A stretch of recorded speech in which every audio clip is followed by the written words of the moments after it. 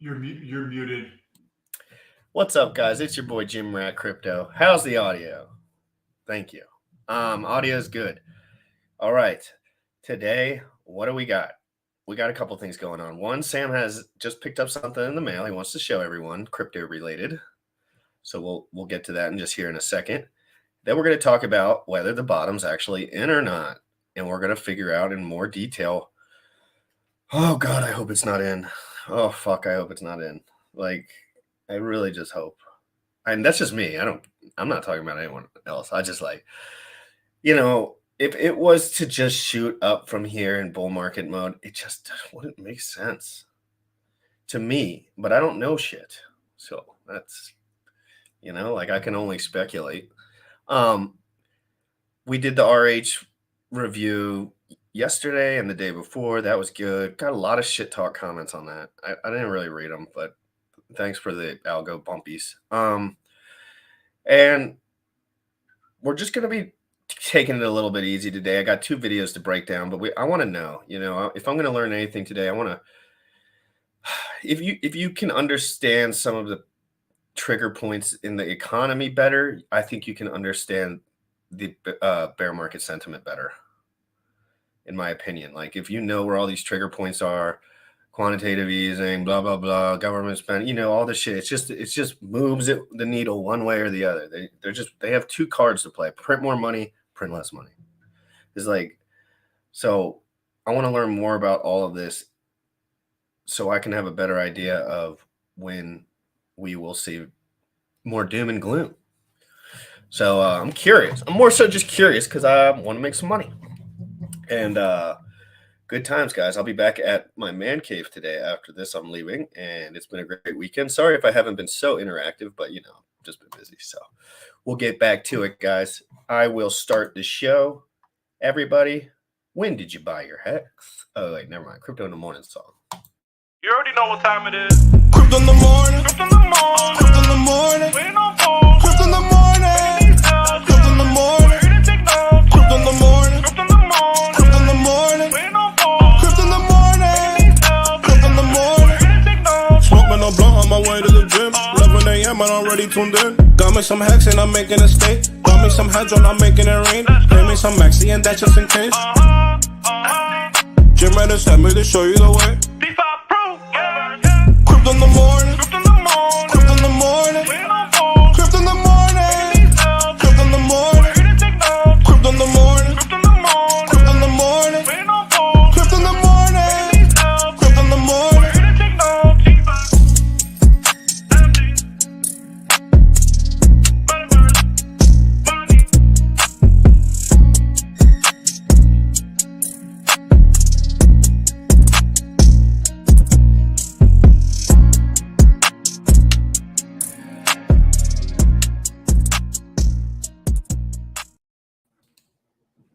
What's up, everybody? I hope everybody is creating an amazing weekend. I was just doing a little bit of research in the background. I just received this is a crypto tag. So if you're using a hardware wallet, or if you plan on having a bunch of money in crypto, one way to protect your seed phrase, right? If you write it on a piece of paper, cool. And what happens if this gets damaged, or if somebody finds this, right? Or basically it just gets damaged is the biggest thing there. Well, this crypto tag, I just got in the other day. I wouldn't probably purchase this specific one again, just because I think there's other options that are a fraction of the price, but very nice packaging, heavy box here. And I'm not saying anybody should buy this by any stretch of the imagination. I'm not affiliated with them in any strict way. You get like the instructions and your words here, and then this is what's inside. This here allows you to pull this sleeve off of here, and then they have the BIP 39 placement here. So what is the BIP 39?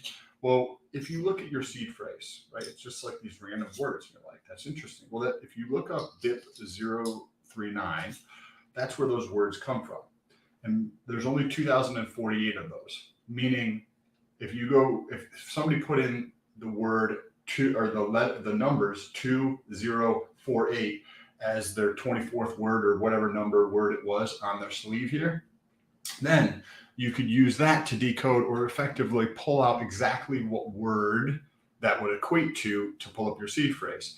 And if somebody else looks at this, they're going to have no effing idea what that means. So that was my reasoning behind purchasing something like this.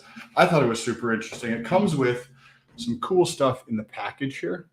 So this thing here is one of those where you press down really hard and spring load it, and then it jabs a hole, right? So that's how you mark these. So you don't have to have any special skills or anything like that. Another interesting thing inside of this package was this little thing here. And you're like, what is this? So on the front of it has the skull head and it says crypto tag. When you go to open it, it's a bunch of matches with black head on them. And in the back here, it says this is for hodlers, right? So cool thing. It's got some headphones in there. I just wanted to show you guys that before we got into the show. And without further ado, let's bring back some GRC here with this.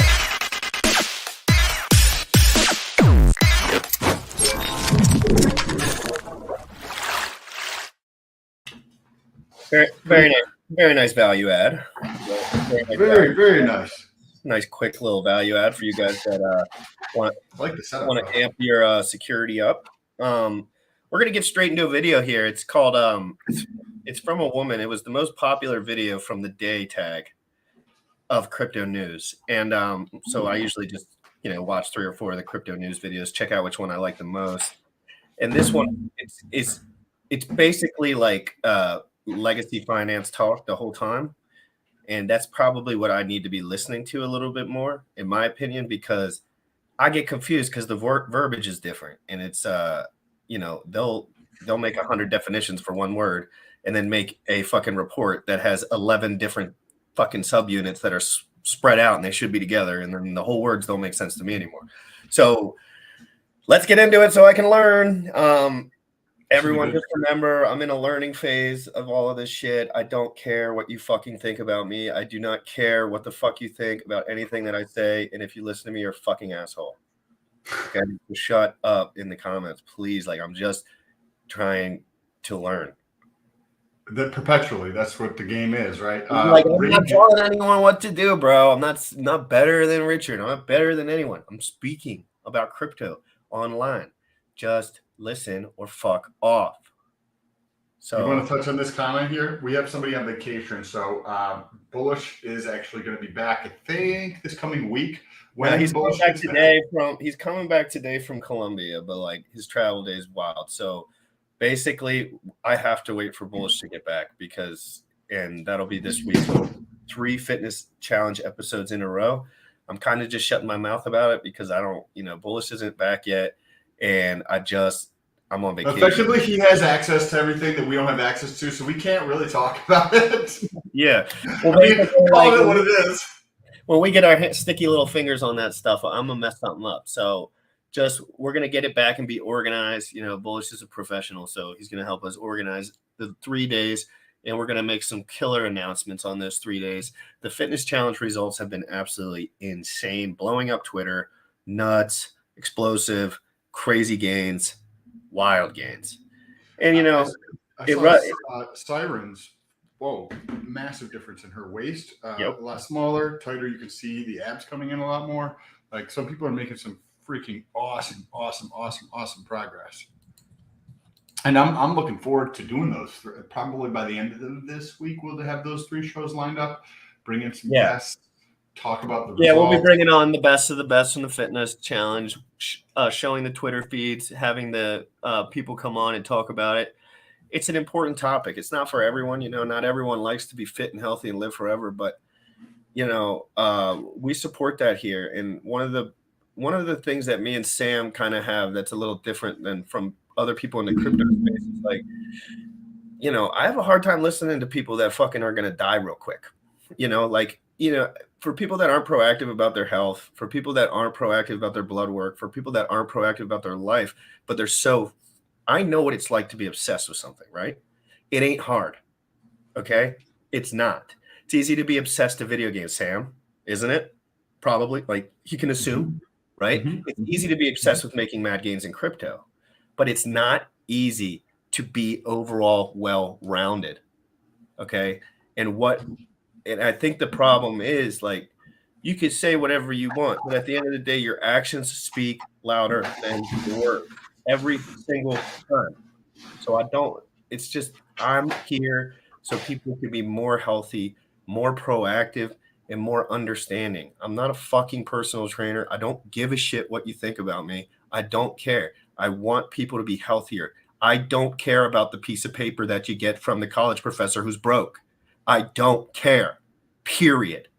So shut the fuck up. It's annoying. It's so annoying because people are like, Jim Rat's faking this, Jim Rat's faking that. I'm like, I'm the most transparent dude. I literally tell y'all doing roids, fucking tell y'all everything. Told y'all I was a drug addict. Told y'all everything.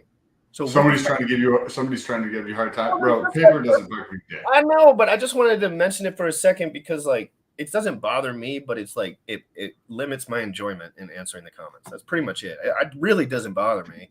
But at the negative, I just want it to be more positive, right? It's like this is for learning. This is for fun. This is for being better for free. It's like it doesn't have to do anything with me thinking I'm smarter than anyone or better than anyone. I'm not. I haven't done shit. But I can promise you, I ain't going anywhere. And people are going to be really surprised. Like, I mean, extremely surprised. Because I promise you, I have the will to win that I would kill for. You know? And I would do anything for. And I would drop everything in my life for it. And I just know other motherfuckers won't do that shit. So it's been 6 months of you. We've been doing the show for 6 months, I think, right? Damn, dude, we should watch one of our first episodes for a fucking recap. No, we should not do that. that would not be enjoyable. Let's leave that to the future fans. Anyway, guys, if you all in here, I love you so much. You know that. I'm just trying to I was on my vacation. I was getting in my zen. I've been trying to be a little more chills. So let's get into this video, guys. I skipped through the first 2 minutes because her shills to me are useless.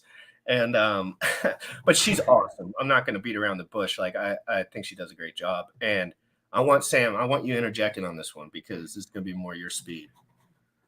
This will be good. For corporate profits. Big short investor Michael Burry warned Tuesday that rosy corporate earnings reports in the coming days may be the last positive results for some time as the U.S. economy teeters on the brink of recession. Earlier this month, Burry warned that various debilitating factors, including geopolitical tensions, labor shortages, and supply chain difficulties, would raise long-term inflation's floor. Inflation hit 9.1% in June, well above the Fed's 2% target. Burry asserted on July 1st that a lengthy market sell-off in response to tighter monetary conditions was maybe halfway over. And here's a rather ominous tweet summarizing his overall sentiment on the current state of affairs. Transitory? No. Peak? No. To the moon? If you mean a cold, dark place. Sweet. So there are 3 key elements of Burry's macro outlook we will dive into. The Bullwhip Effect, investments he's... Hey, does anyone know how I can make my screen like hers when I do a solo stream? I know Bullish knows, but is it easy? Like, it looks so nice. I'll go back. That setup Bullish looks on good. in investments he's bearish on. This looks... I love saw this. Professionalism. I have a katana sword in the other room, and I'm like, the things in her background on her left. I mean, on my left. Looks like a sword, and I was like, oh, I should put a katana sword up here in the wall here and put a light behind it. That would look dope. Yeah, and then you can do that whole thing where you like make the room like a nice color, and then you just like blur out the background so you can still kind of see everything, but like you can't like see all your shit. And then it puts more, she has double back focused on her face, which is great. What up, Bully? Good morning, guys. Good morning. Biceps for Bullish in the chat.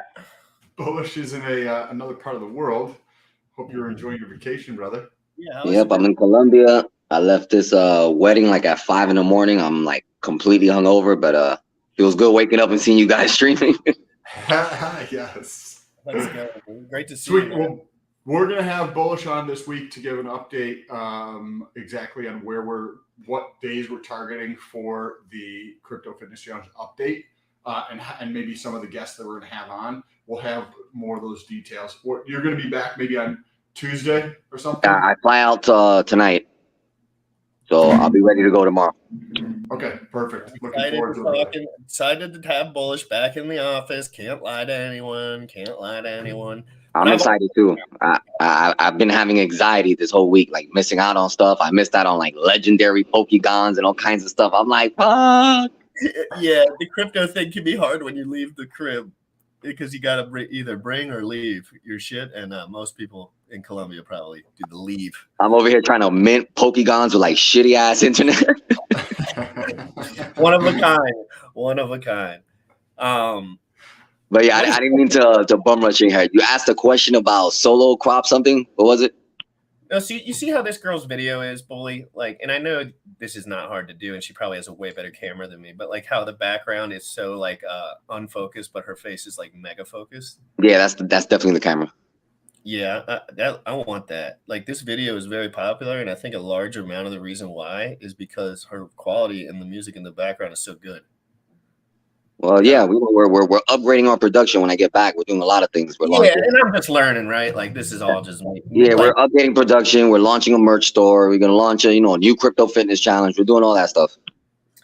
It's gonna be great, Bullish. We're gonna get back to the video. Thank you so much for popping in. Yeah, thank you, brother. Good to see you. Good to hear your voice. I'm looking forward to you coming back, dude. Safe travel, man. I'll be in the background. Sweet. Explore how we can potentially apply this information to crypto investments. The Bullwhip Effect. When cracking a whip, it begins with a flick of the wrist, which causes waves of the whip to increase in size, compressing in force until snapping at the end. During the pandemic, we experienced massive supply chain disruptions while consumer demand was high. And there are 4 major components of the supply chain. Consumers like you and I, retailers like Walmart and Target, wholesalers like Cisco and Costco, and finally, manufacturers, which are typically where everything originates, and most manufacturing operations are located in China. So let's imagine consumer demand is the initial flick of the wrist that creates the bullwhip effect. And let's imagine retailers, wholesalers, and manufacturers are waves within the whip action that increase in size. And this is like right up your alley, right, Sam? Like, I mean, a lot of this. Yeah, it's interesting, this whole bullwhip effect, because we've been kind of going through some of the push points and the pull points in that, but she's bringing it all together with the bullwhip effect for me, at least. And I think when it comes to exports, imports, like it's pretty basic, right? It seems basic, but it's confusing because it's like a big thing. So I like where she's going. And I think that the actual inflation is going to be lower than a lot of people expect, personally. But could be 100% wrong. But I think that whether it's August or September, I think we're going to actually see a decrease in inflation that's going to be unexpected in the market.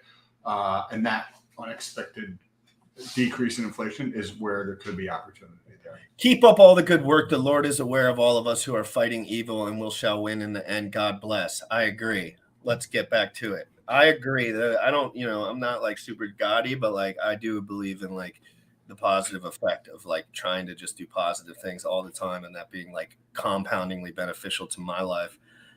But you have to open yourself up to that feeling, or for a lot of people that would be God, and for a lot of people that would just be like me really being honest with myself and really just sitting there with myself and making sure I'm proud of myself. Like I'm proud of myself for what I'm doing, and that's usually the biggest part for me. But I totally, like, I've been through the God thing myself for years, and it's important to me in a way.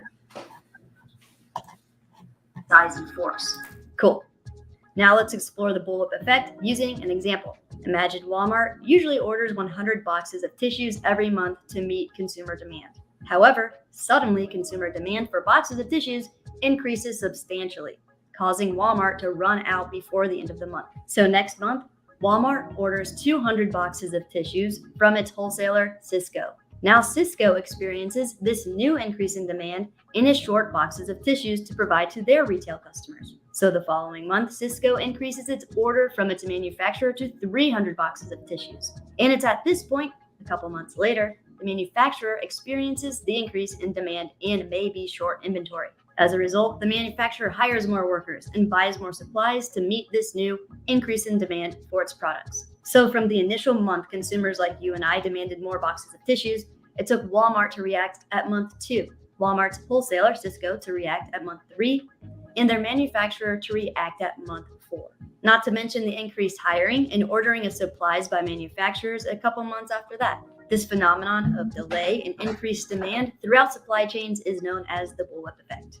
Underlying the bullwhip effect that started during the pandemic was lots and lots of money printing, consumer demand increasing, and this resulted initially in supply shortages. And now that the money printer is reversing, consumer demand is dropping, and the delay in supply increases are now catching up to past demand. Inventory is high for retailers, wholesalers, and manufacturers. Meanwhile, no one's buying. This means corporations aren't. Pause it right there for a second. And in order to push products, So she just mentioned this is what I'm talking about for inflation. One of the things, right? So she just mentioned inventory is high, right? Because the money printer has stopped. So the Fed is tightening policy, right? They're not printing money. That's why they're raising interest rates. And so inventory, consumer demand is coming down. What is consumer demand? It's just people fucking spending money, right? People are spending less money on dumb shit, and they're like, okay, I need to buy food and gas, right? So yeah, and I was telling you this in real time, like unaware, kind of, but like yep, correct. I could Yes. feel it. I could feel the movement. I was like, I'm not leaving my house as much. The ROI is not there. The ROI is not there. I'm only driving to the gym. I'm only going back from the gym.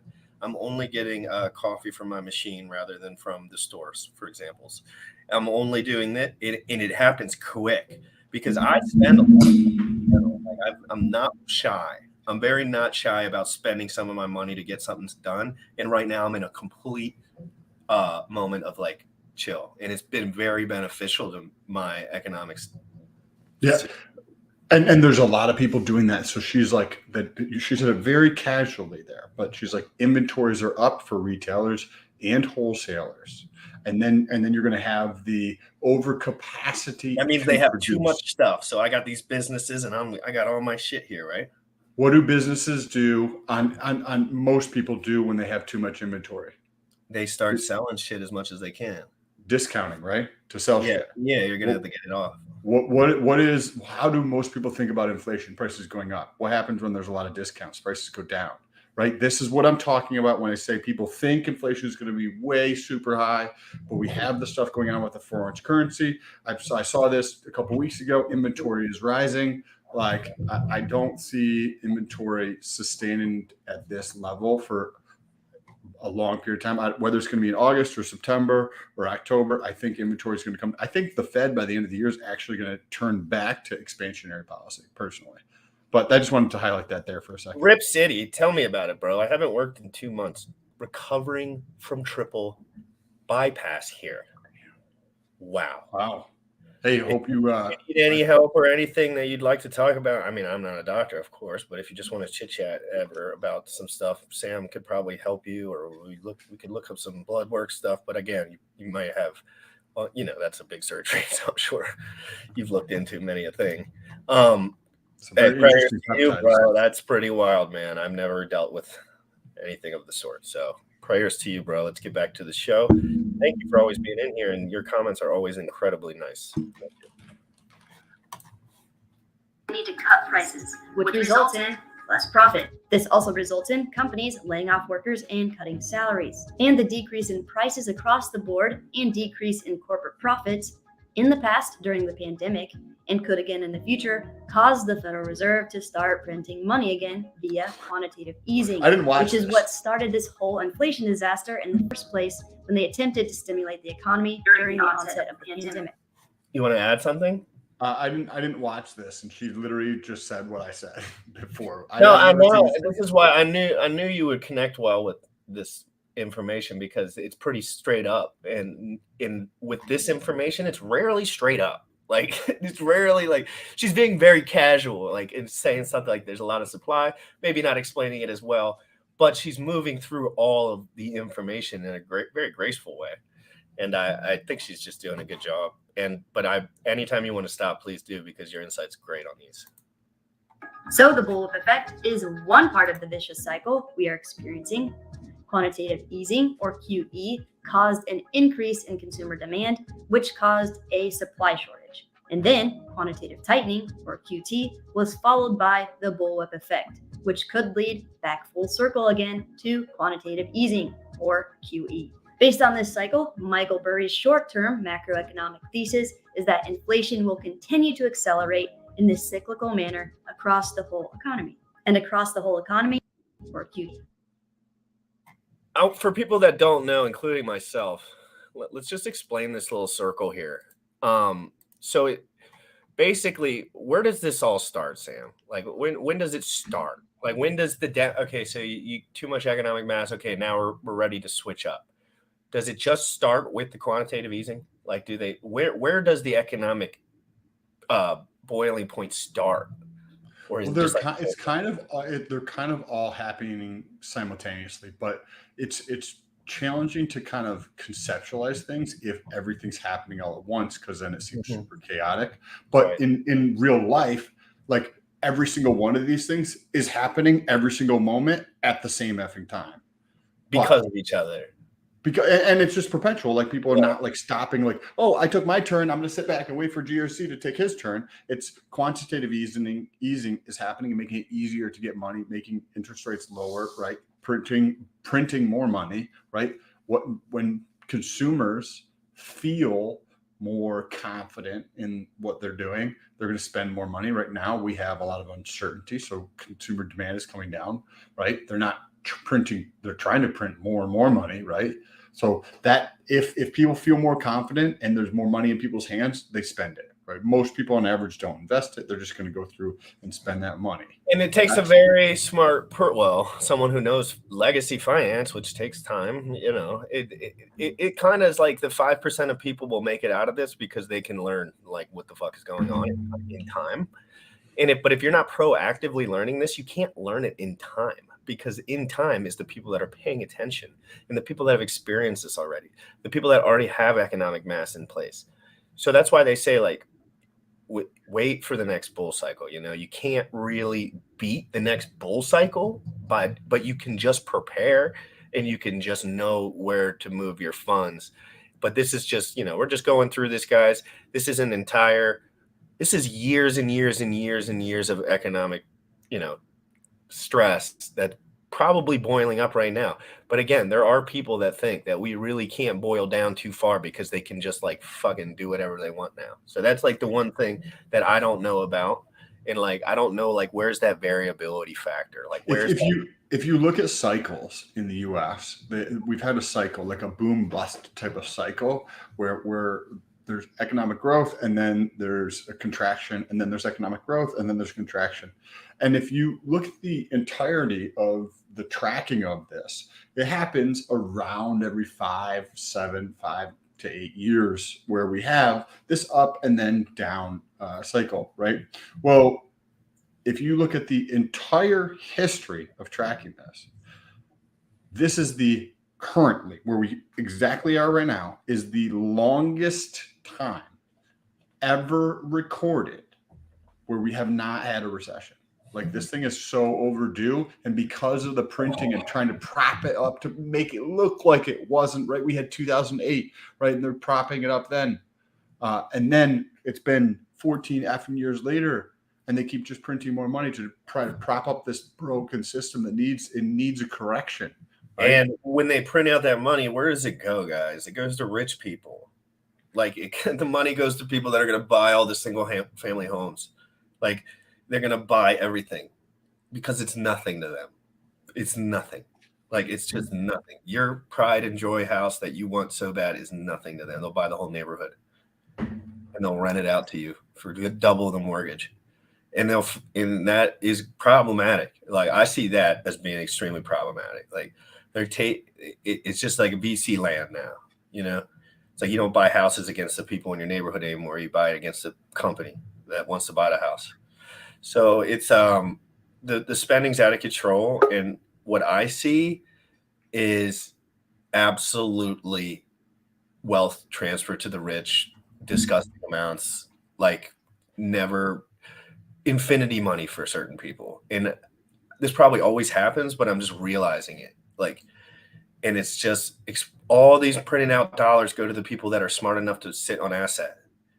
And it's like, oh God, all this money goes to assets, and it goes to the people that buy assets, and that's a very small amount of people. And that's why crypto's changing the game.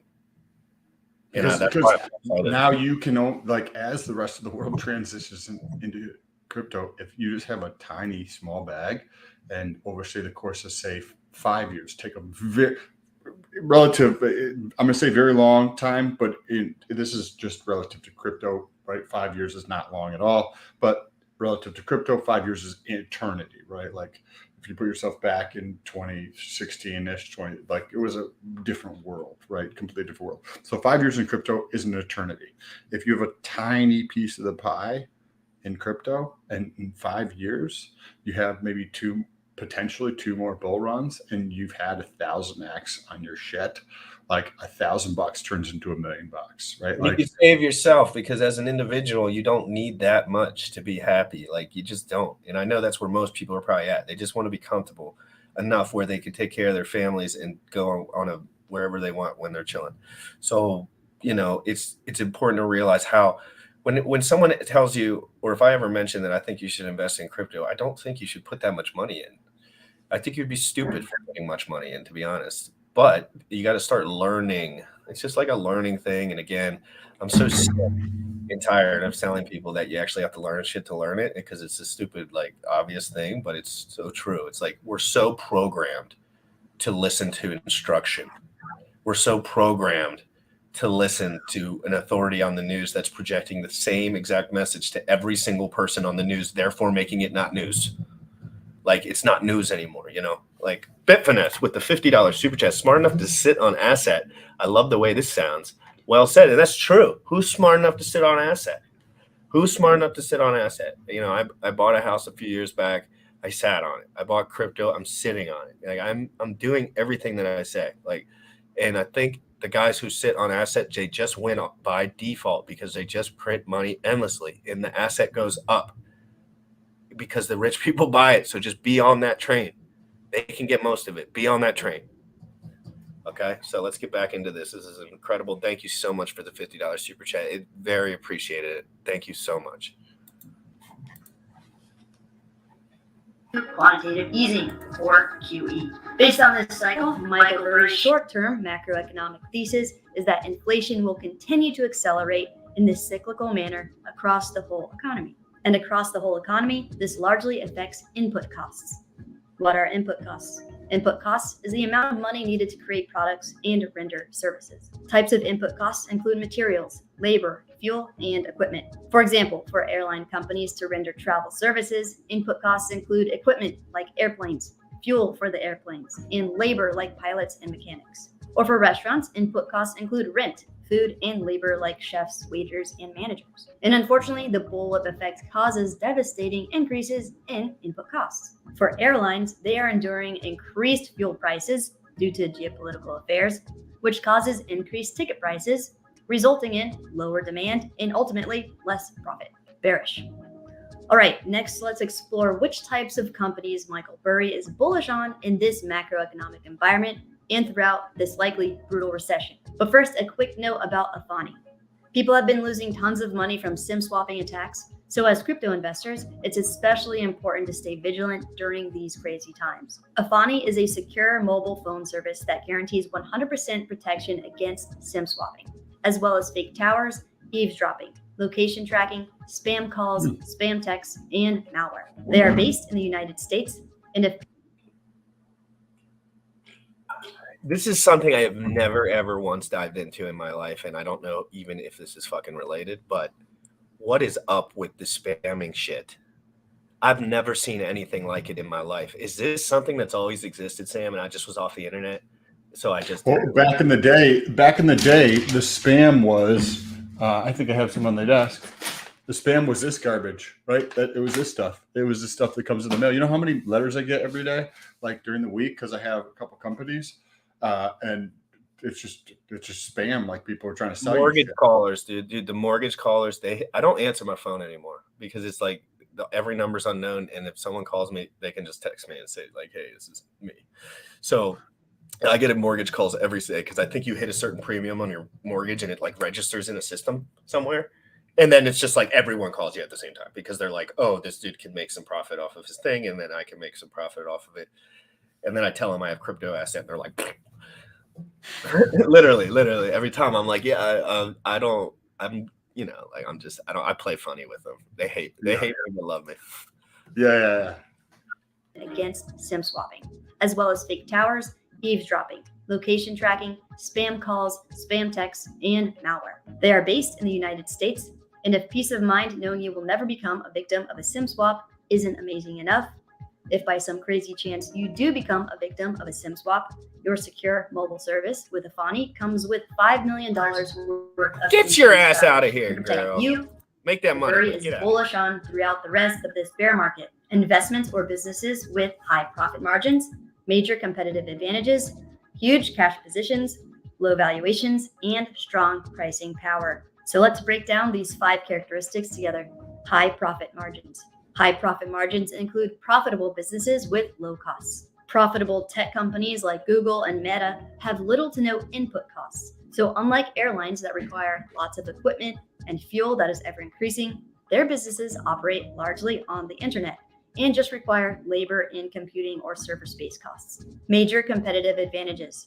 Major competitive advantages include companies that use differentiation strategies to earn profit and loyal customers. Corporations that operate more efficiently than competitors, foster customer relationships and loyalty at a much higher degree than competitors, or that have a truly superior product than the rest of the marketplace have a competitive advantage. Huge cash positions. Huge cash positions speaks for itself a bit in that companies that are flush with cash and liquidity have a lot more power to maneuver and survive through a brutal recession better than debt-ridden, cash-poor companies. Low valuations. Low valuations refers to companies that are currently undervalued in the market. An example of a company Michael Burry believes is undervalued is Warner Bros. Discovery, Inc. This company is a combination of Warner Media and Discovery, which created a media giant arguably at par with Disney and Netflix. However, since the deal was forged, the stock has fallen over 50%, and Burry views this as a deep discount from its true value, which means there is not much room for the price to fall, in his opinion. Pricing power. Pricing power, according to Warren Buffett, is the most important aspect of any business. I wouldn't be surprised if depending on how deep or like how big of an impact the recession is, because we already have layoffs and all that kind of shit happening. We have inflation, right? All that kind of stuff. Well, I wouldn't be surprised if the automakers, right? The old school automakers there's a couple of them that don't make it out of this. Right, like I posted this on Twitter, and there was a lot of kids on there who were like, "Oh, this guy doesn't know what he's talking about," and they clearly don't understand what's happening. Yeah, those companies are wrecked, bro. I wouldn't even go near one of those fucking companies right Ford, now. GM, Toyota, like they're man.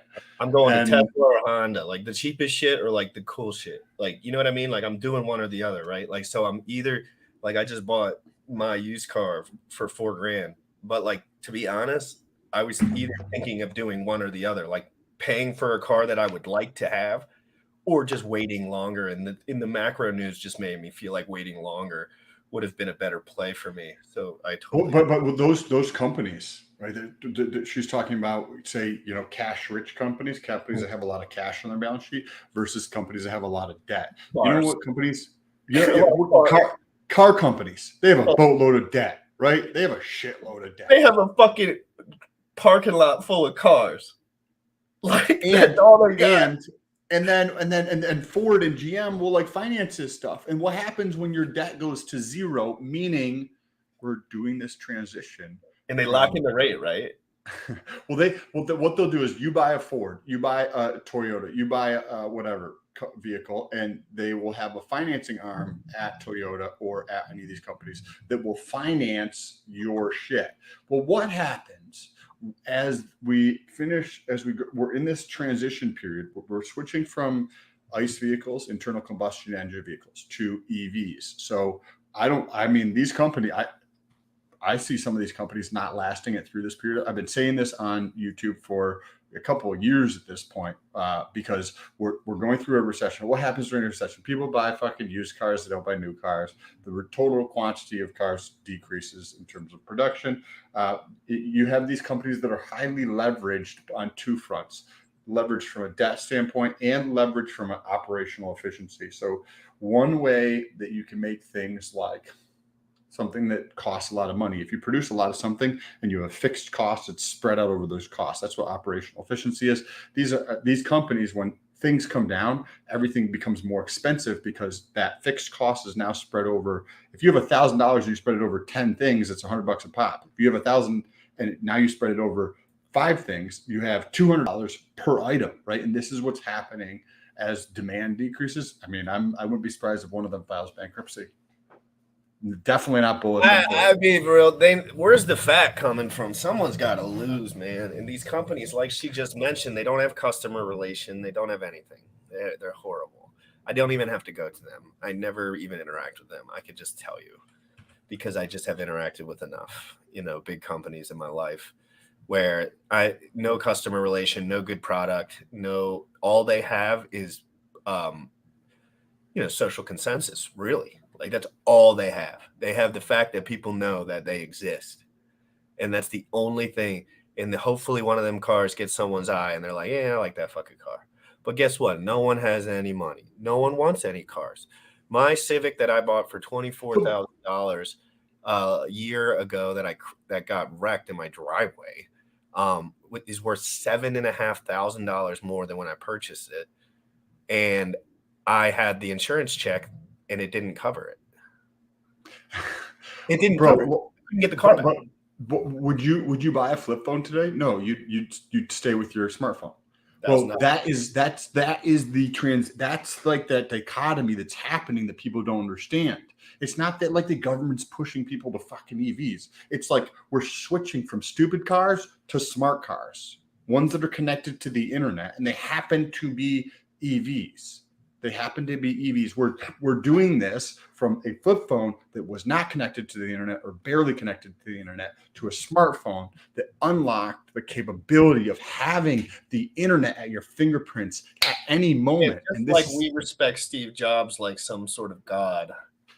We already have the same thing going on with Elon Musk, but people just don't want to pretend it's not real. They want to pretend like he is not the polarizing. He is everything that anyone ever wanted in the leader of a company, in my opinion. I don't know him personally, but he seems like fucking God mode for most shit. And I'm just saying that the polarizing character is there. The product is there. The customer relation is there. They probably have a lot of fiat. Tesla is going to run the world. I don't even fucking have a Tesla or nothing. Bullish is here. No, Sam, smart connected cars will kill me and drive me off the road. Yeah. That's what they'll start saying. They're like, oh yeah, already, bro, already. It's so dumb. It's like, oh, the gun came out of my pocket and shot the guy right in the forehead. I didn't do it. I didn't do it. That ensures profit in spite of inflation and poor market conditions. Examples of companies that have strong pricing power include healthcare companies like Cigna that have large market share, strategic relationships, own valuable patents they control, and ultimately have the ability to raise prices whenever they want to almost whatever they want. Cool. So when applying these 5 characteristics from Michael Burry's investment preferences during a bear market to crypto, it puts a lot of things into perspective we've been discussing together on the channel. If you haven't yet, make sure to check out my bear market series where we explore strategies like the importance of analyzing crypto projects as traditional business entities that need to produce valuable goods and services in order to generate sustainable cash flow over time. Characteristic 1, high profit margins. Crypto and blockchain technology is still quite new, and we are still working towards these projects becoming profitable entities. So for the time being, they are still more 69 million %, baby girl. 69 million %.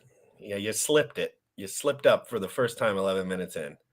But yeah, she's amazing. Everything she's saying is right on. But again, to say that crypto is non-profitable company, not really directly the correct terminology, in my opinion. More so, I think just like we were talking about Tesla, I think it's already done. It's already been done, and it's just going to adopt now. Because just like every idea we have, Sam, we know that there's guys doing it. So, and that's just clear, right? That's just it's not you don't have to be a scientist to realize like there's enough bodies here and there's mad gains. Like there's mad gains, like ridiculous mad gains, like 69 million %. And she just mentioned that it's not super profitable yet. 60. Well, she mentioned, I think like her verbiage, I might've screwed up a little bit on, but let's just watch that part over. The truth is like the people that understood understood this information intimately for years and years and years and years and years. It's like, dude, they're rich as fuck, like rich as fuck. So crypto's the future. Or like 100%. speculative startups that haven't achieved profitability. Characteristic 2, major competitive advantages. The underlying blockchain technology of some crypto projects will likely become a competitive advantage against traditional players. For example, sending crypto to people around the world is a lot faster and more cost-effective than regular bank transfers. And as the consumer blockchain continues to develop and gain adoption, a ton of third-party businesses like record labels in the music industry, title companies in the real estate industry, and similar will not have a competitive advantage over certain crypto projects that survive and thrive in the future. She nailed it. She nailed that. Like, which ones are going to thrive in the future? He just told you GM was going under, basically. It's in different verbiage. Different companies. GM's. Yeah, these companies are going to be a fraction of what they are right now. So they don't have this is literal. Like they don't have the resources. Like they cannot send things as fast. They cannot do things without middlemen. It's like, why would anyone?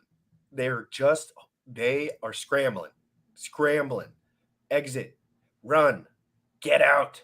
I guarantee that's all these companies are doing right now. Oh my God, hold up. I hope we survive. Just like all the cryptos that don't have use case, that don't have product market fit, that tax you in and out. They can't survive because they don't do anything right. And that's why everyone always brings up use case. Like what does the crypto do? I used to get frustrated with that sentiment, and now I don't, because it's like, yeah, what does the crypto do? Why are people going to buy it? Why are people going to buy Pulse Doge for $10? I don't fucking know. All those questions that people ask, like you were just mentioning, like what does a crypto do? Why would I buy that? So this is just literally reminiscent of when I was telling my friends about smartphones. I had my first smartphone far before all my friends did. And I'm telling them about how awesome it is and how great it is to have it. And they're like, oh, I don't need it. My flip phone does that, right? Legacy does that, right? And that kind of thing. And people are not going to understand this, but everybody will be in crypto. It's just the people who don't want to change with reality will be on the tail end, and they just won't get as much of the rewards for coming in early. That's all. They won't have to deal with the volatility risk, and they won't get any of the mad gains. And it's just like, okay, that's fair. It's fair if that's what you want, and it's fair if that's where you're at. And fuck it, whatever. Let's go. Characteristic 3, huge cash positions. This is not very common with most crypto projects in that they don't have a ton of cash lying around for liquidity and similar, or even with cryptocurrencies like Bitcoin that are more stores of value and commodities, this characteristic wouldn't necessarily apply. However, as we've been seeing in the news, there is a ton of venture capital money entering the crypto space. So it's a good idea as crypto investors to follow smart money and keep track of which projects are well funded to survive the bear market. Characteristic 4, low valuations. Although the crypto industry is very new, wasn't there a project that started with a C, that ended with an L? Is there she mentioned crypto, not centralized dictatorships. She never mentioned centralized dictatorship, so we'll just let the Celsius reference. No, I know what you're saying. Again, crypto. That was super well funded. Yeah, the crypto fucking word needs a tune up too. Like if there's a counterparty, that's not crypto. Like if you're just giving your money to some dude, yeah, it's on the blockchain, but like what? Like it's not crypto. It doesn't do anything that I would think crypto would do. It's just like dealing with the bank. Just get 20% and then lose all your money. All of it, it's all gone. If you have money in Celsius, it's gone forever. Period. End of story. Yeah. So if you're wishing and going to bed hoping, take a deep breath and go to bed, because crypto is literally, for me personally. So it's been 7 months. I think it was around January when we started doing this shit, right? And that was effectively maybe a week after we had started chatting again or something. But crypto has accelerated my plans on doing some things because of the mad gains, right? And you're like, it's a down market, but like you can still make money in a down market. And so this has actually been crazy for me to utilize something like this to accelerate the goals that I have. You know what I mean? Because you're not making 100% annually in a lot of other things, right? You're making an employee amount of money, like if you had a business, without doing anything. Like you're just like basically hiring someone to like make money for you, but you just forget to hire the person and click a button instead. My dollars are like little people, and I want those fucking bitches working hard as fuck for me, right? Yeah. But the little people, as in the little dollars, like each individual dollar, it's not going to complain, right? They're going to be going, I'm so tired, I need to go eat and take a nap. They're just going to continue working. They're just going to continue. That's why crypto is so amazing. Like it removes counterparty risk. Bitcoin failed to be peer-to-peer cash, but it didn't fail to take out counterparty risk. And it was meant to be peer-to-peer cash, and that never occurred because nobody wants to spend an asset that goes up 16x in a bull market. That's not what you want to do. That's an expensive ass car. When you end up buying that Tesla for 2.3 Bitcoin, you're going to be like, shit, that's fucked. Because you spent $1 million on a car. Like that whole value thing, I just don't think they understood that Bitcoin was going to just like fucking explode. Like I thought they maybe thought it would be more settled, but who knows what the guys were thinking. Let's get back to this. Extremely risky and highly speculative from a valuation perspective, and the entire asset class is likely still in bubble territory. During this bear market will be a great time for us to try and determine which crypto projects are viable and undervalued for the product, service, utility, or value proposition they will bring to the market in the future. Characteristic 5, strong pricing power. Yeah, this largely is non-existent in crypto. That is until these projects bring products, services, utility, or other value to the marketplace, where pricing power may become a variable for successful ventures. Nice. Next, let's wrap up with investments Michael Burry is bearish on throughout the rest of this bear market. Cash. Burry is bearish on holding a lot of cash as a strategy because he believes it will continue to lose value at a rapid pace due to inflation accelerating in the cyclical manner we discussed earlier. Along the same lines, Burry is also bearish on Forex. He concedes, sure, the US dollar is performing well, but only in relation to other currencies that are devaluing at a faster pace than the US dollar. Overall, the dollar is not actually getting stronger. It's stronger due to the other government-backed fiat currencies being printed more than US dollars. But at the end of the day, prices are still increasing, inflation is still rising, which ultimately means the US dollar is losing value over time. Farmland and commodities like gold and silver. Burry is bearish on traditional inflation hedges like gold and silver because they only work against moderate inflation. He believes they stand no chance. Gold has never worked. It never has worked to be a hedge against inflation. Inflation has always outpaced it, and it's up 2x in 20 years. So whatever, the fact that people still think about buying gold, a ticket that represents gold that you can't get out, is stupid. And I'm sure you have to pay a fuck ton to get that shit out. I can only imagine. Oh, hey, I got to get the gold out, honey. Like, go call this person, spend $5,000 and get your 2x back from the last 20 years of gains, since the hedge on relative inflation. There's people who do hold gold, and it's when you try to like think about that and put yourself into those shoes. I better have $1 million. You're gonna want a lot, and then also like there's the storage cost of doing that, right? And then maybe there, like if you think about if crypto went away, I don't think it would, but I do think gold would still be there, right? Like if crypto died, I still think gold would still be around. Yeah, yeah, but I don't think take it out. And how can you can't take it all out? You can buy gold, and then you can pay to have it stored at a place. so that you're not, you know what I mean? Like you could do that if you really wanted to. There's like places that store your gold for you that you have access to, kind of like a bank, but for gold. But yeah, it's a cost. You got to pay for that shit. I know, it's just middleman. And it's like not providing you any value, right? I mean, I don't know. You're like, I got agree. this thing that might survive until I'm dead. That's pretty much it. Like, it's probably gonna survive until I'm dead and not like get dramatically ruined, but get ruined. Yes. I mean, Did China switch to gold? I know Russia did, but I don't know if China did, or if they did. I did not see, and I'd love to see. That would be interesting. That's big news. Oh, sorry. Go ahead. Let's get back into it. Against the modern hyperinflation we are experiencing today and will continue to experience throughout the bear market. As for farmland, he is bearish on these types of investments because, as we've seen historically and continue to see today in countries like Venezuela, Argentina, and Zimbabwe, when a government's fiat currency starts failing, they start to seize and confiscate assets like farmland and gold from their citizens in an attempt to save the currency's value and try to prevent mass civil unrest. Most stocks and corporate bonds. Burry is bearish. So they knock on your door and steal your assets to level down the distress of the citizens. Makes sense.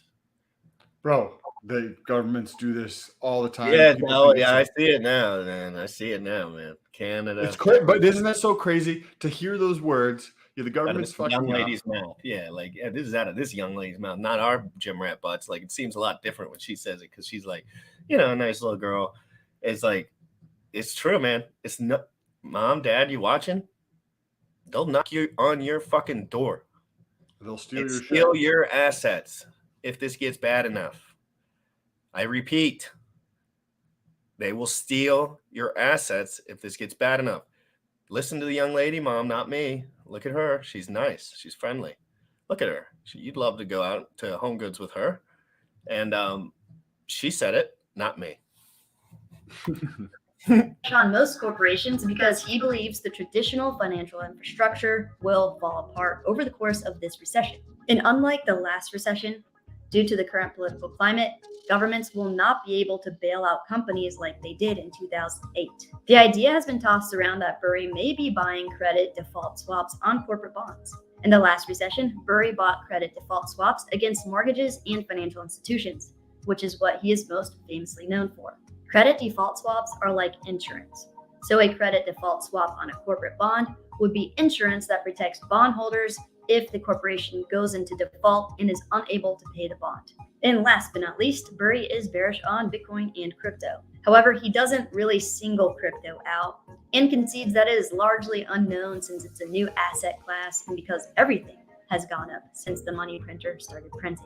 A clip from this article reads, he has previously diagnosed the run-up in asset prices as the greatest speculative bubble of all time in all things, and warned retail buyers of meme stocks and crypto they were facing the mother of all crashes. I mean, I kind of agree. Like, if you look at the large percentage, like the problem with the financial guys is that they can always bring up that 99% of crypto is like, they can just like, you can wiggle around the truth by just saying like, it is the biggest speculative bubble of all time. Like it definitely is. Yeah. But at the same time, that's just verbiage to like make you confused. Like, it's a speculative bubble just because people are buying it and they don't necessarily know why, I feel like a lot of the time, but they know kind of why. I think the crypto community is kind of catching up. But again, if it was just Bitcoin, Hex, Ethereum, and like a couple others, it would be a different conversation. But you look at the top 10 and it's so easy for them just to be like, oh, here's Dogcoin. Oh, here's Sheepcoin. Like, let's just, it is a speculative bubble, but then there's hexes. Then there's new technologies these people don't know about. It's just the way it is. It's too new. 100,000 stakers. This dude's probably one of the richest dudes in the world. Like, he doesn't know, I would assume. So let's move on. After this video, we're getting off, and there's just 1 minute left, and I'm going to head back to my quarters. Again, he has predicted that we are at the halfway point of this bear market with a quick and painful drop ahead.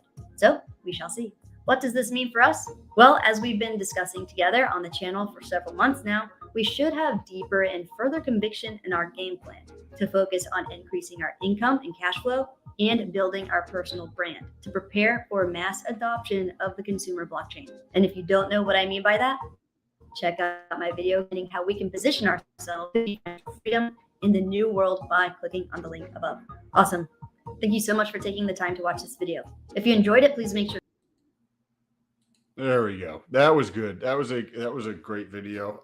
We can wrap things up. I think this is interesting. I would love to be correct, where I think a lot of people, including her, people in the financial media, see inflation continuing, and I don't see inflation continuing to rise. I think inflation is actually going to potentially drop over before the end of the year, and I think we could see quantitative easing again, right? Printing more money before the end of the year. But you want to play this video quick before we take it out of here? Here's a 2-minute video, and then right when the video's over, I'm going to just pop us out. This is what Bullish sent me in the private. I think it's about China. Dope.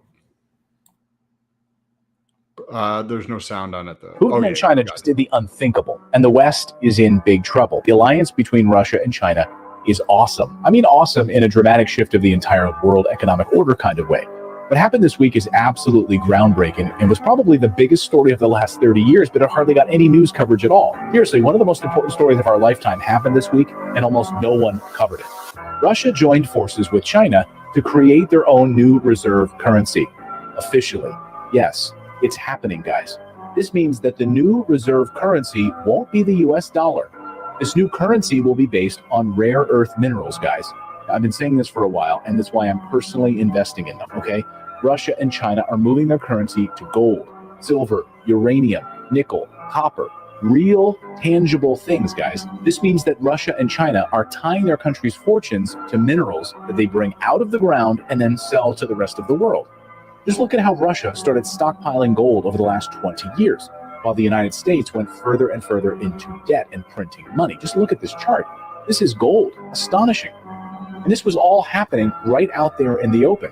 Here was a headline 2 years before the war with Ukraine broke out. China and Russia ditched dollar and moved toward financial alliance. Yeah, and everyone else was ignoring it. We've had some recent dollar strengthening a little bit, but that's peanuts compared to what's actually happening, because these BRICS nations have been in the midst of a 20-year plan to de-dollarize. Even before the Ukraine conflict started, both China and Russia were stockpiling gold and working on denominating transactions outside of the United States dollar. It was another secret that was all right there out in the open for anyone to pay attention to. This is a massive challenge to the US dollar, which isn't based on gold or anything. It's actually based on debt. Yes, the US dollar is a debt-based currency, and the United States is $30 trillion in debt. China and Russia are sitting on mountains of minerals that the United States and Europe are clamoring for. Frankly, they're begging for them. This is interesting. I did see some headlines on this stuff. I don't think China's fully backed their currency by gold like Russia has at the moment, but they're coming together in, like, I think it's Brazil, Africa, India, China, and Russia. They're trying anything they can, but social consensus will win again, hopefully, in the United States. It's going to be a turbulent time in the U.S. over the next 10 years. Yes, I 100% agree with that, and it's due. We are due for turbulence. So let's see how the U.S. stands up. Hopefully we can get old bag of shit Biden out of there and just move on, because that piece of shit has done nothing but be a cancerous, horrible fucking being in this government, or more like a puppet, because he's not even alive. Yeah, we need a lot less government. We need a fraction of the government we have, and we need a lot less spending. Otherwise, we're, you know what I mean. There's no stopping what's happening, right? We're just going to watch this slow train wreck, and then there's going to be headline after headline as this train wreck continues to happen with the dollar. It's just what's going to happen. Guys, we're going to end it with the outro here. Sam, thank you so much. He drops videos every single day on crypto and fitness. Guys, check him out at Sam Stolt. You got me, Jim Rat Crypto. Make sure you smash the like. I'm here every single day at 11 a.m. Eastern. Hey, maybe when I get home, I'll get a little pop of energy and hop on, because I'll be back in my quarters. Guys, anyway, I'm going to get packed up here and leave. I will see everyone tomorrow or later tonight. Have a wonderful day. Buy your Hex, guys. I'm telling you, it's a really good asset. It really is decentralized, and I think it's going to do really good in the next bull run. So everybody have a great day. Young folks, you dripping on them motherfucker. Richard Hart. Richard Hart. Bought my Hex from the fucking start. Point one every day we mark. Bought my Hex from the fucking start. Sacrificing all this bread like I'm Richard Hart. Got paid on big payday and I had a hit restart. Now I'm checking on my pulse just to check my heart. Bought my Hex from the fucking start. Sacrificing all this bread like I'm Richard Hart. Got paid on big payday and I had a hit restart. Now I'm checking on my pulse just to check my heart. Checking my MetaMask moving. Look at the Hex, he is mooning. Looking at wives they be choosing. Peter is why they be losing. Pro chains out, gonna get me a check. He's gas up and it got me a mess. Remember the times he died collect. Hex I been eating, I'm dying in the best. Getting this back like a year ago. Getting this post, I ain't letting go. Swerving the ring like a Lambo. Getting this back like a year ago. Getting this post, I ain't letting go. Swerving the ring like a Lambo. Bought my Hex from the fucking start. Sacrificing all this bread like I'm Richard Hart. Got paid on big payday and I had a hit restart. Now I'm checking on my pulse just to check my heart. Bought my Hex from the fucking start. Sacrificing all this bread like I'm Richard Hart. Got paid on big payday and I had a hit restart. Now I'm checking on my pulse just to check my heart.